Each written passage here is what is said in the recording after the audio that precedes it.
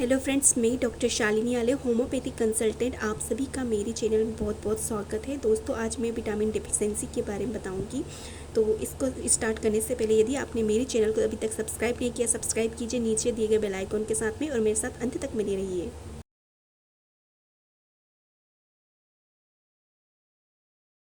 दोस्तों, अब हम विटामिन डी डेफिशिएंसी को स्टार्ट करते हैं। विटामिन डी डेफिशिएंसी को हाइपोविटामिनोसिस डी भी कहते हैं। जब हमारी बॉडी में विटामिन डी की बहुत कम मात्रा होती है तो इस कंडीशन को विटामिन डी डेफिशिएंसी डिसीज़ कहते हैं।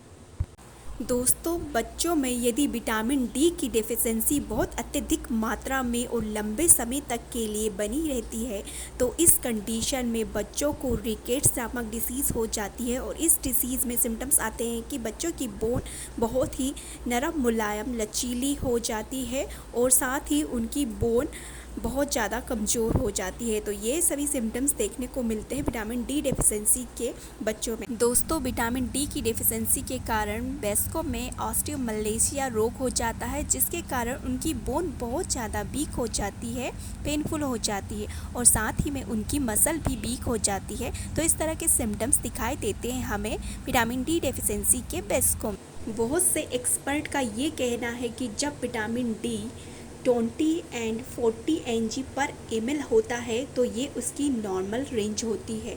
बट इसके अलावा अदर एक्सपर्ट ये कहते हैं कि जब विटामिन डी का लेवल 30 and 50 mg पर ml हो तो विटामिन डी की यह नॉर्मल रेंज होती है। दोस्तों, विटामिन डी बहुत ही इम्पॉर्टेंट होता है हमारी बोन और मसल्स की हेल्थ के लिए।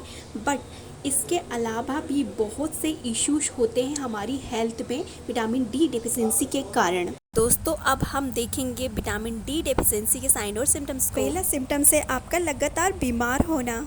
दोस्तों, रिसर्च से ज्ञात होता है कि हमारे इम्यून सिस्टम के फंक्शन पर विटामिन डी का प्रभाव पड़ता है, जिसके कारण हमारी रोग प्रतिरोधक क्षमता प्रभावित हो जाती है और इम्यूनिटी वीक होने के कारण लगातार हमें बीमारियां होती रहती है, एक के बाद एक बीमारियां होती जाती है। सेकंड सिम्टम से आपको थकावट होना। जैसे कि दोस्तों, आपको पता है कि विटामिन डी का इन्वॉल्वमेंट हमारे इम्यून सिस्टम के फंक्शन में होता है, जिसके कारण जब कभी हमारे विटामिन डी की डेफिशिएंसी हो जाती है तो हमारे सोने और उठने के साइकिल में असर पड़ता है, जिसके कारण हमें थकान हो जाती है। थर्ड सिम्टम से आपकी बोन डेंसिटी खत्म हो जाना। दोस्तों, विटामिन डी हमारे बोन में कैल्शियम के एब्जॉर्प्शन में मदद करता है और यह कैल्शियम हमारी बोन के ग्रोथ के लिए और उसकी स्ट्रॉन्गनेस को बनाए रखने के लिए बहुत ज़रूरी होता है। और जब कभी विटामिन डी की डेफिशिएंसी हो जाती है तो बोन की डेंसिटी खत्म हो जाती है। फोर्थ सिम्टम से बैक पेन होना। दोस्तों, विटामिन डी का इन्वॉल्वमेंट आपकी एज रिलेटेड मसल्स के जितने भी इशू होते हैं उसमें रहता है और साथ ही यह स्ट्रेंथ लॉस अर्थात सार्कोपेनिया में भी विटामिन डी का इन्वॉल्वमेंट होता है। तो जब कभी आपको विटामिन डी की डेफिशिएंसी हो जाती है तो बैक पेन के सिम्टम्स आते हैं। तो सिम्टम्स है उदासी फील होना। जब कभी आपको विटामिन डी की डेफिशिएंसी हो जाती है तो इसका लिंक डिप्रेशन से रहता है, जो कि आगे चलकर फ्यूचर में आपको डिप्रेशन कभी भी हो सकता है। तो विटामिन डी की डेफिशिएंसी के कारण आपको उदासी फील होती है। सिक्स सिम्टम्स है आपकी मसल का सोर हो जाना अर्थात पीड़ादायक हो जाना। दोस्तों, विटामिन डी और कैल्शियम दोनों ही साथ मिलके बोन को प्रोटेक्ट करने का काम करते हैं। जब कभी हमारी विटामिन डी की डेफिशिएंसी हो जाती है तो कैल्शियम कितनी भी सफिशिएंट मात्रा में हमारी बॉडी के अंदर मौजूद रहे तब भी यह प्रॉपरली फंक्शन करने के लिए बोन्स के सफिशिएंट नहीं रहती है। इसलिए हमारी बॉडी में उचित कैल्शियम के साथ विटामिन डी का होना बहुत ही आवश्यक होता है और इसकी कमी के कारण हमें हमारी मसल्स में पीड़ा महसूस होती है। अब हम विटामिन डी डेफिशिएंसी के ट्रीटमेंट को जानते हैं। फर्स्ट ट्रीटमेंट का वे है कि हम होम्योपैथी विटामिन डी सप्लीमेंटेशन करके पेशेंट की विटामिन डी की डेफिशिएंसी को दूर कर सकते हैं। विटामिन डी बहुत ही इम्पॉर्टेंट होता है बोन्स के डेवलपमेंट के लिए, बोन को स्ट्रॉन्ग रखने के लिए। दोस्तों, कुछ होम्योपैथी मेडिसिन विटामिन डी की डेफिशिएंसी के लिए बहुत ही इम्पॉर्टेंट रोल प्ले करती है।